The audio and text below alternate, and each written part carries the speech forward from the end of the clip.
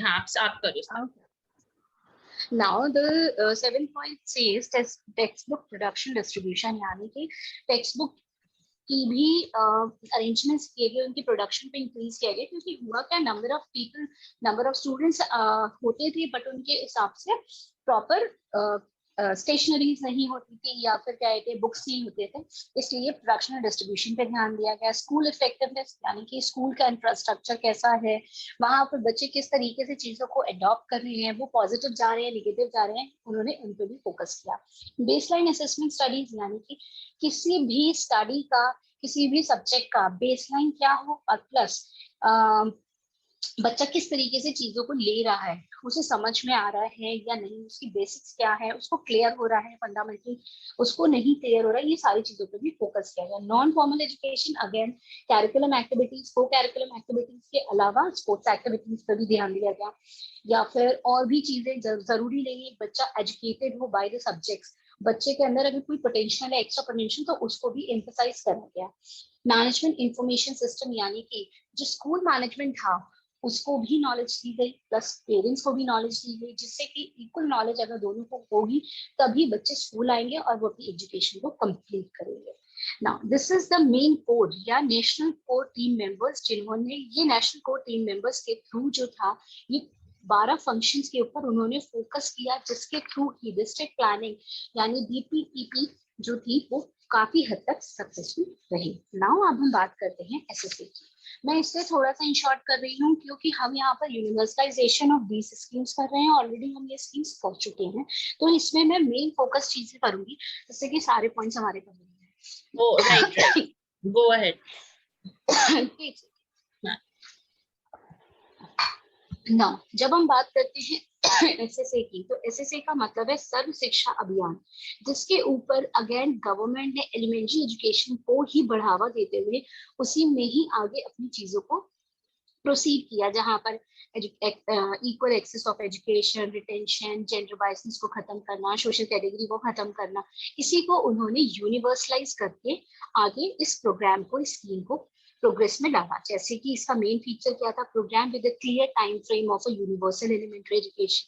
Clear time frame का क्या मतलब है कि एक पर्टिकुलर ड्यूरेशन होनी चाहिए, जैसे अभी हमने बात की इस एज से इस एज तक एलिमेंट्री होती है, इस एज से इस एज तक सेकेंडरी होती है, ये एजुकेशन होनी चाहिए। यानी जैसे हमने कल भी बात की कि गांव में जनरली एग्रीकल्चर के ऊपर जरूर फोकस किया जाना चाहिए, agriculture as a subject, commercial subjects के ऊपर भी ध्यान देना चाहिए। तो इस तरीके की चीजें, जो क्लियर टाइम है, time in the sense duration कह सकते हैं कि किस एज ड्यूरेशन में हमें फोकस करना है, और किस तरीके से फोकस करना है, या डिस्ट्रिक्ट लेवल पे या फिर रूरल एरिया में या फिर सेकेंडरी एजुकेशन पे। Now the second point, response to the demand of quality basic education, यानी केवल प्रोडक्शन या इंफ्रास्ट्रक्चर केवल यही इंपॉर्टेंट नहीं है, कैरिकुलम यही इंपॉर्टेंट नहीं है, कैरिकुलम को किस तरीके से टीच किया जा रहा है, किस तरीके से आप चीजों को डिलीवर कर रहे हो, वो सारी चीजें भी इंपॉर्टेंट है। अगर आप किसी एक टॉपिक को समझा रहे हो या बता रहे हो, तो उसके कई एस्पेक्ट्स होने चाहिए, जिससे कि क्योंकि क्लास में हर तरीके का बच्चा होगा या स्कूल में हर तरीके का बच्चा होगा, तो उसके हर बच्चे के माइंड में कॉन्सेप्ट क्लियर होना चाहिए। Now the third point says an opportunity for promoting a social justice through basic education, यानी कि सोशल जस्टिस के ऊपर भी ध्यान दिया गया, जैसे SC ST हुआ, या रिलीजन, कास्ट, किसी भी बेसिस पे कहीं पर भी किसी को अनजस्टिस फेस ना करना पड़े। कि जैसे बहुत बार हम लोगों ने भी देखा है कि किसी बच्चे का बहुत लिंकअप होता है किसी टीचर से, तो उसे प्रमोशंस मिलते हैं, लेकिन किसी बच्चे का नहीं है तो उसे उतना ज्यादा प्रमोट नहीं करते, उसे बस एजुकेशन तक ही रखते हैं। तो वो चीजें नहीं होनी चाहिए। सोशल जस्टिस का भी मतलब यहाँ पे है कि बच्चा इस तरीके से एजुकेशन को ले, जिससे कि जब वो समाज में या सोशली जब बिहेव करे तो उसके पास किसी भी तरीके की डिस्क्रिमिनेशन उसके साथ ना हो। Expression of a political will for a universal elementary education across the country. Political will क्यों होनी चाहिए? Political will इसलिए होनी चाहिए जिससे कि हर इंसान के अंदर यूनिटी आए, हर इंसान नेशंस के बारे में, अपने नेशन के बारे में भी सोचे, वो ये ना बोले कि मैं हूँ, उसके अंदर मैं नहीं, हम होना चाहिए ना। Partnership between the central, state and local, यानी कि जब हम बात करते हैं, अगर हम आज का करंट सिनेरियो ले रहे, चाहे कोविड का हो या नॉर्मल सिचुएशन भी हो, तो हाँ, सेंट्रल अलग लड़ रहा है, लोकल अलग लड़ रहा है, स्टेट अलग लड़ रहा है। अगर यही चीजें यूएस की तरह, यूके की तरह सारी चीजें मिलके चले, सारे लोग, सारे लेवल, सारी सिचुएशंस मिलके चले, तो कहीं भी हम किसी तरीके के डिस्क्रिमिनेशन को फेस नहीं करेंगे, ना ही डिस्क्रिमिनेशन को फेस करेंगे, और इवेंचुअली हमको और भी किसी तरीके की प्रॉब्लम्स नहीं होगी, चाहे वो इंटरनल अफेयर्स हो, चाहे वो एक्सटर्नल अफेयर्स हो। तो यहाँ पर केवल एजुकेशन के साथ साथ हम और भी चीजों को भी कवर अप कर सकते हैं कि सेंट्रल, स्टेट और लोकल जब साथ में मिलकर चलते हैं तो बहुत सारी प्रॉब्लम्स को रिजॉल्व कर सकते हैं, पहली चीज। और दूसरी चीज, ये तीनों चीजें आपस में एक दूसरे से कनेक्टेड है, स्पेशली फ्रॉम द एड, किस तरीके की, financial aid. Now, opportunity for state to develop their own vision of elementary education, यानी कि स्टेट को भी अपने लेवल पर चीजों को सॉल्व करने का अपॉर्चुनिटी मिलना चाहिए, पहली चीज। दूसरी चीज, उसे अपने अपने लेवल पर भी, अपने लेवल पर भी चीजों को आइडेंटिफाई करना चाहिए, चीज नॉर्म्स बनाने चाहिए, जिससे कि वो खुद भी चीजों को अपने हिसाब से मॉडिफाई कर सके और चेंजेस ला सके। An effort at effective involving the Panchayat Raj institutions, school management committees, village, urban slum city level education committees, parents teachers association, mother teacher association, tribal autonomous councils and other grassroots level structure in the arrangement management of elementary school. यानी elementary school में केवल बच्चों की basic education ही नहीं, और भी concept, जिन चीजों के बारे में भी हमने इसी टॉपिक में पढ़ा, पंचायती राज इंस्टीट्यूशन होनी चाहिए, यानी छोटे छोटे गांव में छोटे छोटे पंचायती राज, जैसे सबको पता है छोटे छोटे 5 पंच बनते हैं और वो चीजों को सॉल्व करते हैं, उसी तरीके से वो एजुकेशन को भी के ऊपर भी फोकस कराएं। स्कूल मैनेजमेंट कमेटी होनी चाहिए, जिससे कि अगर किसी भी तरीके की कोई प्रॉब्लम हो, कोई इश्यू हो, चाहे वो बच्चा हो, टीचर हो या फिर पेरेंट्स हो, तो वो वहां पर आकर के चीजों को डिस्कस कर सके। विलेज और अर्बन स्लम लेवल पर भी एजुकेशन कमिटीज होनी चाहिए, जिससे कि कोई डिस्क्रिमिनेशन ना हो। पेरेंट्स टीचर्स मीटिंग्स होनी चाहिए, जिससे कि अगर बच्चे के अंदर कुछ चेंजेस दिखे या कुछ डिफेक्टिवनेस दिखे तो वो चीजें आपस में डिस्कस करके उन्हें रिजॉल्व कर सके। मदर टीचर एसोसिएशन इसलिए होना चाहिए क्योंकि जनरली जो होता है पेरेंट्स में मदर का फोकस ज्यादा होता है बच्चों के ऊपर। Tribal autonomous council, again tribal people के ऊपर भी एक अलग से ही स्कीम होनी चाहिए या पॉलिसीज होनी चाहिए। नाउ अब हम बात करते हैं मेन एम। अभी हमने बात की फीचर्स, फीचर इन एम में आई थिंक बहुत ज्यादा डिफरेंस नहीं है, यहाँ पर थोड़ी चीजों का बैरियर है, ठीक है। अब एम में बात की गई है, अच्छा ठीक है। अगर एसएससी की बात करें, एम की बात करें एसएससी में, तो 16 to 14 एज ग्रुप पर ज्यादा ध्यान दिया गया। दूसरा, bridge social regional and gender gap with active participation of community in the management of school, यानी कि एक ऐसा ब्रिज बनाया गया, एक ऐसी कनेक्टिविटी बनाई गई जिससे कि सोशल, रीजनल और जेंडर कहीं पर भी किसी तरीके की डिस्क्रिमिनेशन ना रहे, कंफ्यूजन ना रहे और कोई प्रॉब्लम्स फेस ना करनी पड़े। Allow children to learn about and master their natural environment in order to develop their potential both spiritually and materially. यानी बच्चों को इस तरीके से चीजों के लिए फोकस किया गया कि केवल वो एजुकेट ही ना हो, उनके पास पर्टिकुलर चीज में एक मास्टरेट हो, यानी कि बच्चा उस चीज के, उस टॉपिक, उस कंटेंट के लिए इतना मास्टर हो, इतना कॉन्फिडेंट हो कि उसको कहीं से भी कुछ भी पूछा जाए तो वो क्लियरली चीजों को हर तरीके से ले, स्पिरिचुअली भी और मटेरियली भी। मटेरियली को आप सब्जेक्टिव से कंपेयर कर सकते हैं, स्पिरिचुअली की केवल भगवान में आस्था ही नहीं, राइट एंड रॉन्ग, सही गलत, ये जो होता है ना कि नहीं नहीं नहीं चीखी मारना नहीं चाहिए, भगवान जी गुस्सा हो जाएंगे, या फिर और भी स्पिरिचुअल चीजें पर्टिकुलर कंटेंट से रिलेटेड होनी चाहिए कि हम अगर गलत तरीके से काम करेंगे तो हो सकता है इसका नेगेटिव इफेक्ट हो। To inculcate value-based learning, value-based learning this allow children an opportunity to work, यानी value-based learning इस तरीके की वैल्यू बेस्ड लर्निंग होनी चाहिए कि बच्चे को उस पर्टिकुलर सब्जेक्ट या उस पर्टिकुलर टॉपिक से रिलेटेड ये पता होना चाहिए कि उसका क्या यूज है फर्दर। जरूरी नहीं है इंग्लिश केवल हम इंग्लिश बोलने के लिए सीखें, इंग्लिश बहुत बार हमें बहुत कुछ दे जाती है। हिंदी और संस्कृत आज की डेट में बच्चे बोलते हैं अरे बेकार की चीज है, ऐसा कोई जरूरी नहीं है। हिंदी और संस्कृत भी हमें बहुत सारी अपॉर्चुनिटी देती है, केवल हमें बोलने से ही या फिर हमें एग्जाम पास करने से ही डेवलपमेंट नहीं मिलेगा।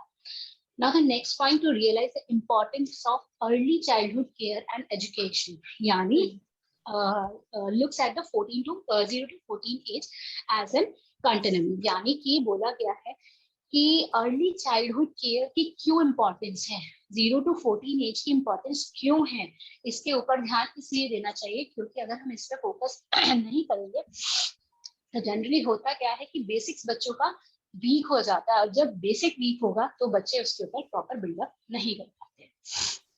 Now the objective.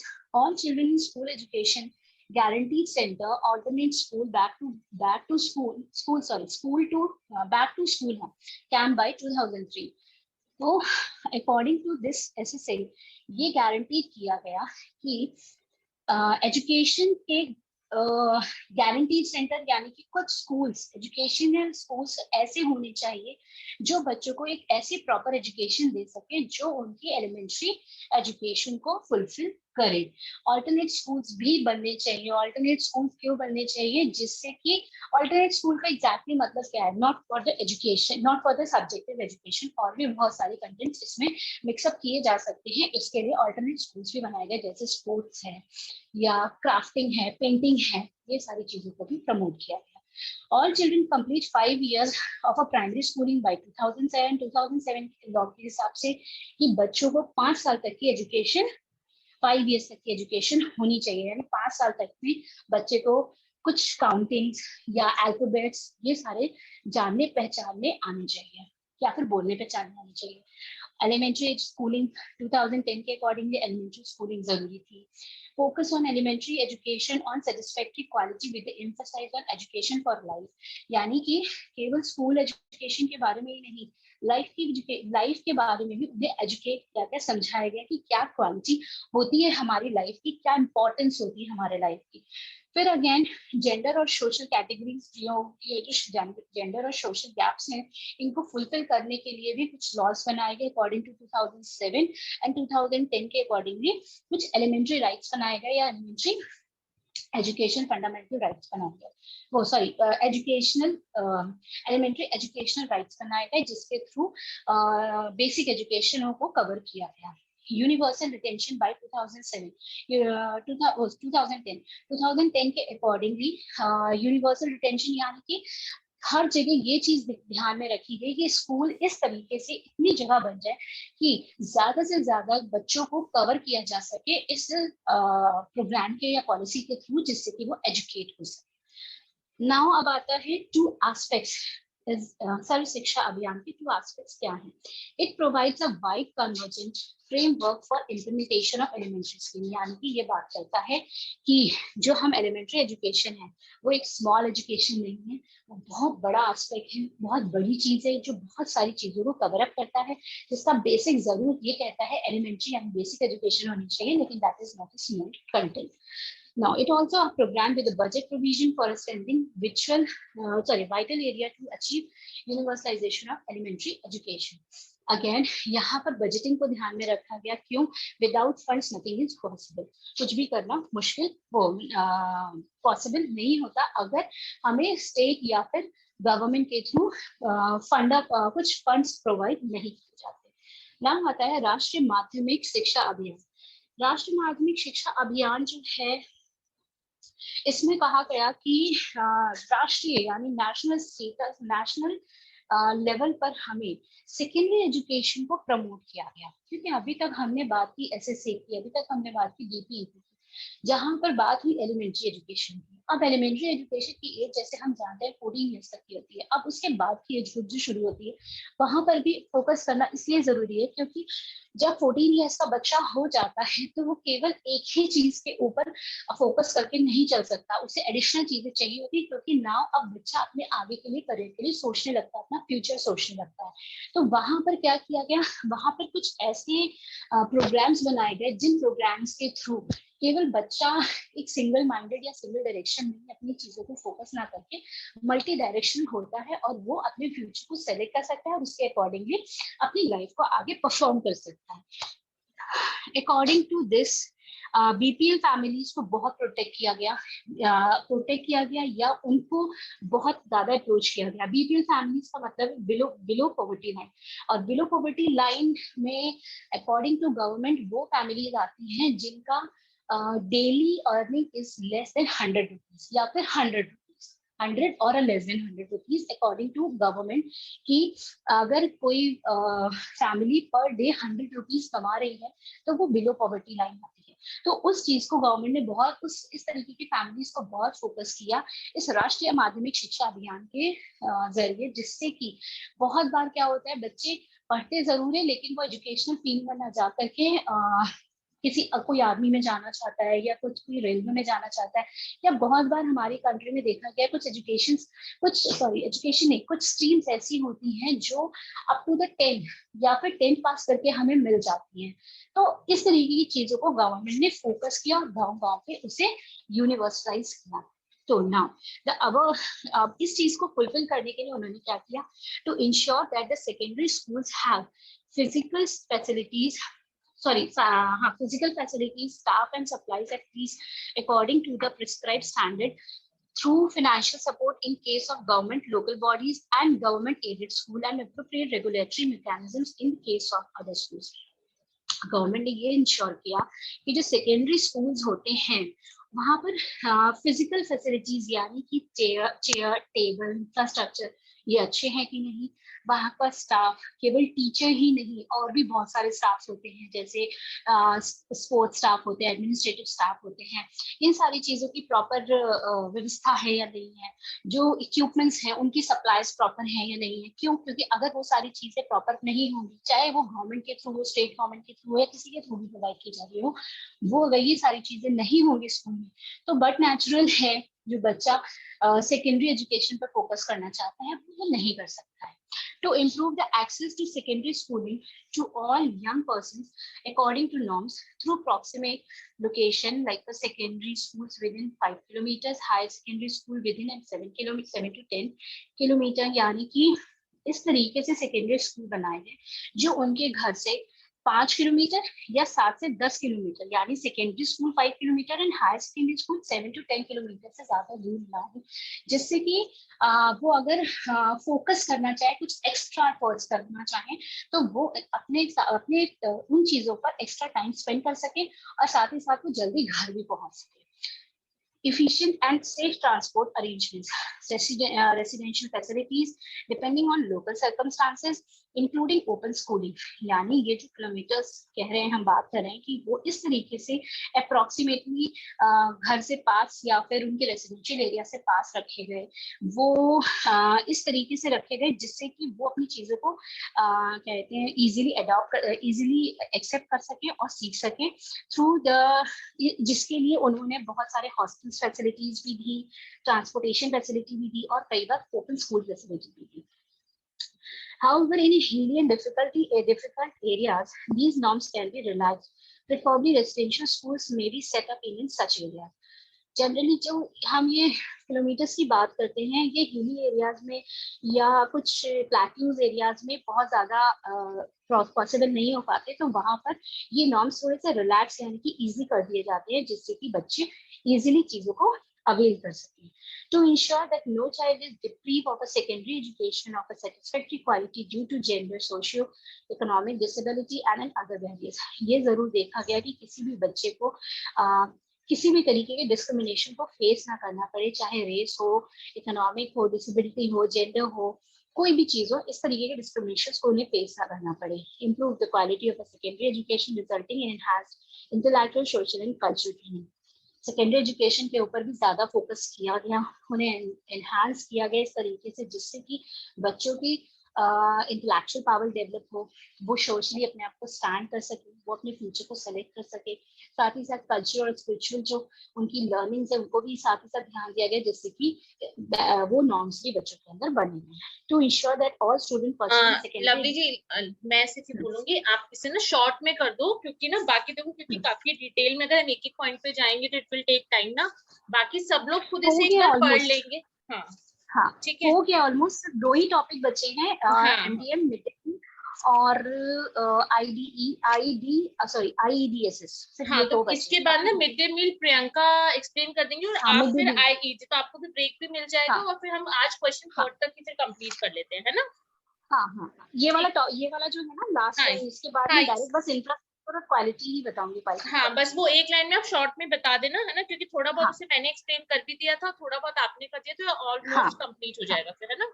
ठीक ठीक है ठीक है। है। तो सेकेंडरी एजुकेशन को इसीलिए यूज किया गया जिससे कि बच्चों के अंदर ना केवल बेसिक और सब्जेक्टिव चीजें आए, गुड क्वालिटीज भी आए। इसके साथ साथ गवर्नमेंट ने इंफ्रास्ट्रक्चर पे, इक्वालिटी पे और क्वालिटी, तीनों चीजों पे ध्यान दिया, क्योंकि इंफ्रास्ट्रक्चर भी उतना ही इम्पोर्टेंट है जितना एजुकेशन। क्योंकि जब तक बच्चों का इंटरेस्ट नहीं आएगा तो या फिर बच्चों को प्रॉपर जगह नहीं मिलेगी, प्रॉपर अवेलेबिलिटीज नहीं मिलेगी, बच्चे कुछ भी आगे नहीं कर सकते हैं। नाउ द क्वालिटी, क्वालिटी में अगेन हम यही बात करते हैं कि चीजें इम्प्रोवाइज्ड होनी चाहिए, चेंज होती रहनी चाहिए, और क्वालिटी बुक्स की हो, एजुकेशन की हो, टीचर्स की हो, इंफ्रास्ट्रक्चर की हो, वो भी अच्छी होनी चाहिए। इक्वालिटी या इक्विटी की बात जब हम करते हैं तो अभी हम कई बार बात कर चुके हैं कि किसी तरीके का डिस्क्रिमिनेशन नहीं होना चाहिए। जहां पे डिस्क्रिमिनेशन आएगा वहीं पर प्रॉब्लम्स आती है और बच्चे फिर हेजिटेट होते हैं कुछ भी सीखने के लिए। Now this topic is over. ऐसे से प्रियंका मिडे कर सकती हैं, फिर मैं आप ये लास्ट वाला IEDSS करते हैं। Priyanka, you can unmute yourself, तो आप मिड डे मील एक्सप्लेन कर दो। Okay okay. ओके। तो बहुत ज्यादा नहीं पढ़ा है, बट जितना पढ़ा है आप सबके साथ शेयर करूंगी। ये मिड डे मील का जो कॉन्सेप्ट था वो सबसे पहले मद्रास सिटी में स्टार्ट हुआ था 1925, जो कि जो चीफ मिनिस्टर थे के कामराज, उन्होंने स्टार्ट किया था। बाद में इसको और लोगों ने भी अपग्रेड किया, ठीक है। और इसे न्यूट्रिशियस फूड स्कीम से जो कि माल न्यूट्रिशन न्यूट्रिस चाइल्ड चिल्ड्रन होते हैं उनके लिए ये शुरू किया गया था। फिर उसके बाद ये कुछ सालों बाद ये 12 स्टेट्स में स्टार्ट हुआ। इसके बाद इसको शुरुआत में national programme of nutritional support of primary education NPNSPE से जाना गया 1995 में। इसको सेंट्रल गवर्नमेंट ने लॉन्च किया स्कीम को, और जिसको मतलब स्पॉन्सर्ड किया। इसके बाद स्टार्टिंग में ये इंट्रोड्यूस हुआ 2400 ब्लॉक्स में, और बाद में 1997-1998 में ये इम्प्लीमेंट हुआ अक्रॉस द कंट्री। इसके बाद जो मिड डे मील स्कीम थी उसे इंट्रोड्यूस किया गया 2001 में कई स्टेट्स में सुप्रीम कोर्ट के थ्रू, और इसे 28 नवंबर को 2001 में इसके बारे में और बताया गया। ये बेनिफिट था, मतलब 120 मिलियन चिल्ड्रन के को जो इंडिया में इनको दिया गया इसके थ्रू बेनिफिट। स्कीम जो थी वो रिवाइज की गई 2004 में, और फिर उसके बाद इसको मिड डे मील के नाम से जाना गया। 8 to 12 ग्राम्स ऑफ प्रोटीन इसमें बताया गया कि इतना होना चाहिए, और फिर 300 कैलोरीज बच्चे को दिया जाना चाहिए, जो कि क्लास 1st to 5th के बच्चे हैं। गवर्नमेंट और इसमें जो है और एडेड स्कूल भी इन्वॉल्व थे। इसके बाद in addition to free supply of food grains, the revise scheme provided central assistance for cooking cost ₹1 per child school day. मतलब इसमें ये किया गया कि ₹1 पर चाइल्ड स्कूल डे को मतलब इस तरीके से प्रोवाइड किया गया। और उसके बाद इसमें जो कॉस्ट थी, मतलब जो कौन सी कॉस्ट मैं बोलूं आपको, ये जैसे बोलते हैं ना कि 100 पर quintal for a special category state, और 75 पर क्विंटल फॉर अदर स्टेट। इसमें सब्सिडी, यस, सब्सिडी जो थी वो इसमें इतनी दी गई, क्योंकि स्पेशल स्टेट्स मतलब जैसे जो हिल स्टेशंस होते हैं ना, वहां पे ले जाने में भी थोड़ा सा प्रॉब्लम होता है। अच्छा, जो प्लेन एरियाज हैं वहां पे 75 रुपीज पर क्विंटल इसके लिए दिया गया। अच्छा, इसके बाद ये जो प्रोविजन था मिड डे मील का, वो समर वेकेशंस में भी देने की गई, क्योंकि ये होता है ना कि कुछ एरियाज ऐसे होते हैं जो जहाँ पे सूखा पड़ जाता है, ड्रॉट अफेक्टेड एरियाज होते हैं, वहां पे भी उनको समर वेकेशंस में भी वो करने के लिए दिया गया। और ये लार्जेस्ट स्कीम थी पूरे वर्ल्ड की, ठीक है। तो इसके बाद हम लोग फिर इस स्कीम को फर्दर रिवाइज किया गया अक्टूबर 2007 में, और इसमें कवर किया गया अपर प्राइमरी के भी बच्चों को। मतलब अभी तक क्या था कि ये प्राइमरी बच्चों को 1st to 5th तक ही दिया जा रहा था, मगर फिर इसके बाद 2007 में इसको फिर से रिवाइज किया गया और बोला गया कि नहीं 6th to 8th तक के लिए भी इसको देना चाहिए। और इनिशियली क्या है कि 3,479 एजुकेशनली बैकवर्ड ब्लॉक्स और approx 1.7 crore upper primary children were included by this expansion of the scheme. तो ये इस तरीके से इतने बच्चे भी इंक्लूड हुए। और 1 अप्रैल 2008 में इस प्रोग्राम को कवर किया गया सभी बच्चों के लिए starting in government local body, government aided primary, upper primary school, और इसी तरीके से मदरसा, मक्ताब और जो सर्व शिक्षा अभियान है उसमें उस हिसाब से all area across the country, मतलब वहां पे सब जगह इसको प्रोवाइड करना, ये था। इसके बाद जो वो होना चाहिए कि ये किस तरीके से इसमें मतलब जो देना चाहिए, कितना कैलोरीज होना चाहिए, तो उसमें प्राइमरी बच्चों के लिए था 450 कैलोरीज सब बच्चे को जाना चाहिए, और अपर प्राइमरी में 700 कैलोरीज। प्रोटीन इसमें 12 ग्राम्स तक होना चाहिए और अपर प्राइमरी के लिए 20। इसी तरीके से राइट वीट में अगर दिया जाए तो 100 ग्राम्स राइट देना चाहिए प्राइमरी को, और 150 ग्राम्स अपर प्राइमरी के लिए है राइस एंड व्हीट के लिए। दाल इसी तरीके से 20 ग्राम्स और 30 grams for upper primary. Vegetables 50 grams for primary and 75 grams for upper primary. Oils, fats का भी इसमें ये है। और इसमें माइक्रो न्यूट्रिएंट्स या जो मेडिसिन होती है, सपोज सप्लीमेंट्स भी दिए जाते हैं, कैल्शियम सप्लीमेंट है, आयरन सप्लीमेंट है, और जो जेंटल जो कीड़े मारने की दवा होती है ना, पेट पे पैरासाइट्स हो जाते हैं, उसके लिए भी इसमें ये था कि उसके अकॉर्डिंग ही इनको समय समय पर इस तरीके के चीजें मेडिसिन देनी चाहिए। अच्छा, इसमें क्या था कि जो कंट्रीब्यूशन था, मतलब ये एक तरीके से वो सेंट्रल और स्टेट का शेयरिंग था, सेंट्रल गवर्नमेंट और स्टेट गवर्नमेंट का शेयरिंग था। तो उसमें ये 1 जुलाई 2016 में इस तरीके से इसको वो किया गया, रिवाइज कुकिंग कॉस्ट को दिया गया, जिसमें जो नॉन नॉर्दर्न ईस्टर्न स्टेट्स थे उसमें 60 to 40 का रेशियो था, और जो नॉर्दर्न ईस्टर्न रीजन स्टेट्स थे उसमें 90 to 10 का इसमें वो दिया उन्होंने रेशियो, कि मतलब इतना सेंट्रल गवर्नमेंट देगी और इतना स्टेट गवर्नमेंट देगी। तो इस तरीके से मिलजुल के ये स्कीम को आगे बढ़ाया गया।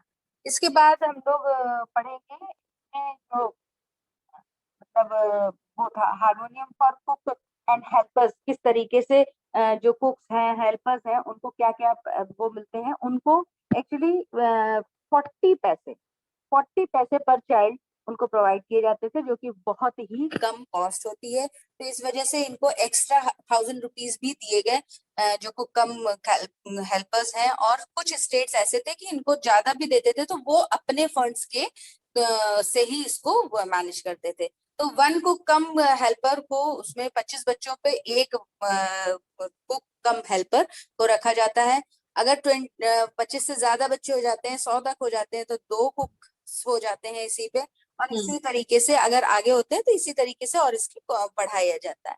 फिर more than 25.25 lakhs cook cum helpers are working for the state during 2016 to 17 for the preparation of serving of the midday meal of the elementary classes। तो इतने बच्चे अभी इस तरीके इतने बच्चों के लिए इतने जो कुक्स हैं वो ऑलरेडी वर्क कर रहे हैं स्टेट में। और इसके बाद इसका थोड़ा सा क्रिटिसिज्म भी था, मतलब जैसे scheme is not working well despite of best and largest scheme in the world and also successful programs। इसी तरीके से caste based discrimination continues to occur in the serving of food in some places।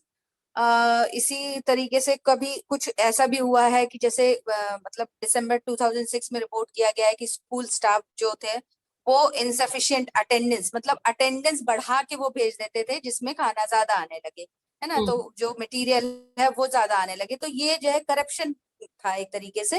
इसी तरीके से 23 बच्चों का सुनने में आया था कि वो खत्म हो गए थे धर्मस्थती विलेज में, मतलब सर्दन डिस्ट्रिक्ट 16 जुलाई 2013 में, जिन्होंने pesticide contaminated mid day meal ले लिया था।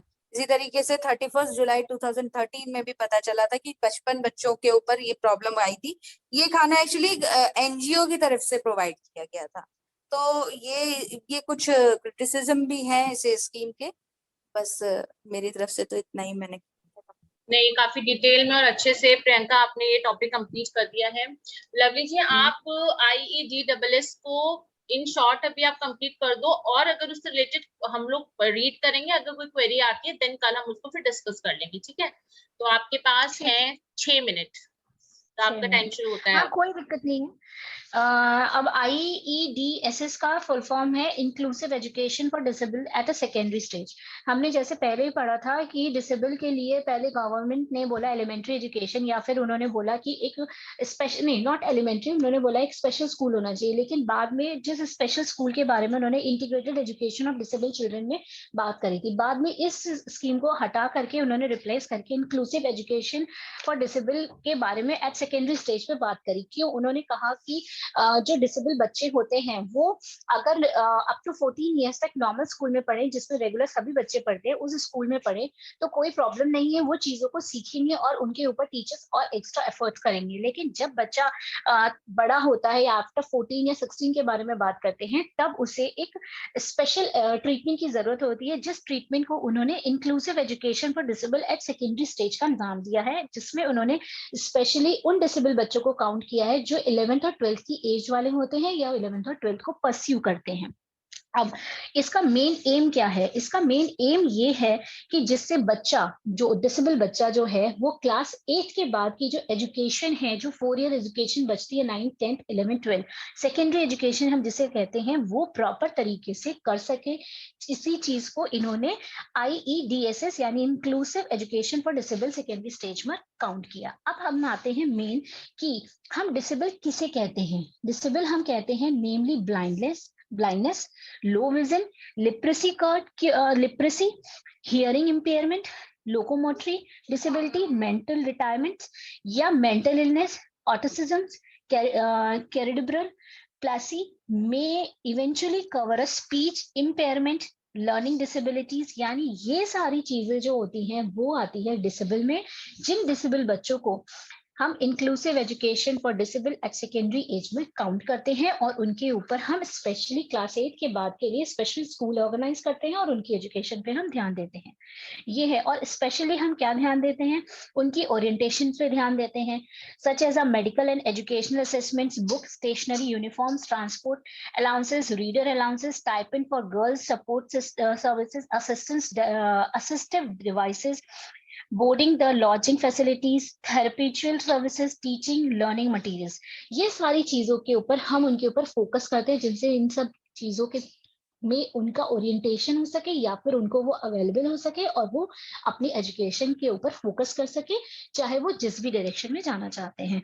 अदर कंपोनेंट्स कुछ और भी ऐसी चीजें हैं जिनके ऊपर ध्यान दिया गया। क्यों? जिससे कि बच्चे, डिसेबल बच्चों को अच्छे से ट्रीट किया जा सके, जैसे टीचर्स की स्पेशल एजुकेशन, टीचर्स की अलाउंसेस, जिससे कि बच्चों के ऊपर वो प्रॉपर तरीके से फोकस कर सके, टीचर की ट्रेनिंग, टीचर और ओरिएंटेशन ऑफ स्कूल एडमिनिस्ट्रेटर्स, यानी कि स्कूल टीचर्स के साथ साथ अदर स्टाफ के ऊपर भी बहुत जरूरी है ध्यान देना, और एस्टैब्लिशमेंट ऑफ रिसोर्सेस रूम्स, यानी कि केवल बैठने के लिए ही नहीं, टेबल चेयर के लिए या बच्चों के पढ़ने के लिए रूम नहीं होना चाहिए, और भी बहुत सारे एक्टिविटीज रूम होने चाहिए जिनका होना स्कूल में बहुत जरूरी है। प्रोवाइडिंग बैरियर फ्री एनवायरनमेंट, जिस यानी कि ऐसे एनवायरनमेंट स्कूल के लिए जिससे कि वो कहीं पर हेजिटेट ना हो सके, अपने आप को किसी से कम समझ करके अपने आप को एनहांस ना कर सके। These are the things. Now the आता है इम्प्लीमेंटिंग एजेंसीज। अब कह रहा है कि किस किस तरीके की एजेंसीज आई या किस किस तरीके की ग्रुप्स आए जिन्होंने डिसेबल बच्चों के ऊपर ध्यान दिया। तो the school education department of the state government and UTs, यानी कि state government and union territories के जितने भी एडमिनिस्ट्रेशन पावर्स थे, उन्होंने अपनी कुछ ऐसी एजेंसीज या ऐसे ग्रुप्स बनाए, जैसे एनजीओज बनाए, जिससे कि इन बच्चों के ऊपर फोकस किया जाता था। तो स्पेशली इस तरीके के एनजीओज बने जहां पर बच्चे अपने स्पेशल हुनर को आगे लेकर आ सके। फाइनेंशियल असिस्टेंस मिली स्टेट के थ्रू, गवर्नमेंट के through, required to make a provision for scholarship of ₹600, जिससे कि जो डिसेबल बच्चों को पर एनम दिया जाए। This is the IEDSS. Chitra, finish. Yeah, finally till question 3 we have completed all the topics और काफी अच्छे से डिटेल में हो गया है। इन केस फिर भी अगर किसी को कोई क्वेरी है तो प्लीज वही आप ग्रुप में आप क्वेश्चन डाल देना, या फिर कल स्टार्टिंग में ही आप रेस कर लेना, सो दैट हम उसे कंप्लीट करें। रेस्ट ऑफ द क्वेश्चंस, क्योंकि एब्रीविएशंस अब मेरे ख्याल से 3 यहाँ पर हो गए हैं, 2 बचे हैं, है ना, तो वो हम कल करेंगे और रेस्ट ऑफ द क्वेश्चन भी कल करेंगे। ठीक है, एब्रीविएशन सारे हो गए हैं, ऑल आर कंप्लीटेड, आप चेक कर लो। हाँ ठीक है, राइट, हाँ ठीक है, एब्रीविएशन सारे हो गए। अब हमारे only 4 questions are left, main questions are left, that we will do tomorrow because meeting is also going to end very soon. So I will share the, मैंने first रिकॉर्डिंग का लिंक भेज दिया है, सेकंड का I will share soon, क्योंकि बहुत लंबी recording है, कई बार ना आती नहीं है प्रॉपर्ली, तो फिर मैं इसीलिए ड्राइव लिंक ही शेयर कर रही हूँ, तो आप उसे अपने लेवल पे डाउनलोड कर लीजिएगा। ठीक है, चलो, thank you so much, thank you Chitra, okay, thank you Chitra, thank you Lovely, okay, bye bye, thanks to everyone, bye.